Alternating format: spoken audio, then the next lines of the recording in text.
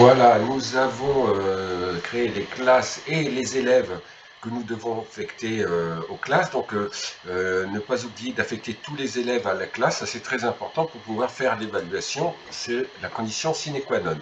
Les matières ici, on voit que certaines matières sont créées déjà. Il est possible de modifier le libellé, mais attention, une fois que les notes sont saisies, modifier le libellé peut paraître aventureux, puisque là, si les élèves sont notés en français, si on change le libellé français par anglais, ça va pas être, ça va être assez grave. Donc il n'y a pas de contrôle pour modifier le libellé, donc prudence. Une fois que les matières de l'établissement enseignées dans l'établissement sont créées, on clique sur coefficient. Là, c'est très important, le coefficient, puisque ça permet la possibilité des notes pour les élèves. Là, on sélectionne une classe. Alors, si je prends 5e B, je vois qu'il y a déjà des notes avec des coefficients qui ont déjà été effectués.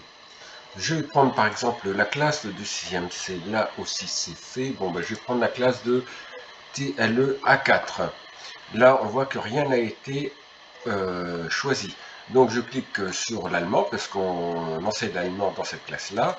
Je lui affecte un coefficient, je fais enregistrer. Alors là, ne pas faire attention à ce petit message en rouge.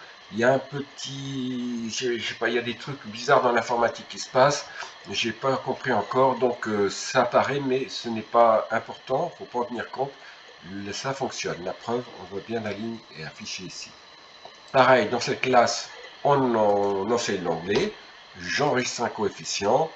Pareil pour les mathématiques, la physique-chimie, patin couffin. Donc là, il faut faire ça pour toutes les classes.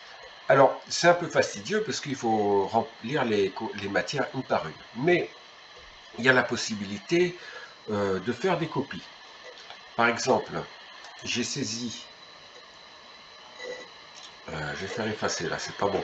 J'ai saisi les coefficients pour cette classe-là, je clique ici, et je clique ensuite vers la classe destinataire. Hop, 6e B. Et je fais copier. Et là, comme j'avais déjà des coefficients de noter, il m'a rajouté les coefficients. Mais ça, c'est pas grave. Il faudra bien sûr prendre une classe où il n'y a aucun coefficient de noter. Bien sûr, il est possible ensuite de modifier les coefficients de la classe qui a été copiée. Voilà, grosso modo, j'espère que c'est clair mon explication. Nous allons arrêter cette vidéo et pour la prochaine vidéo, nous allons voir les professeurs.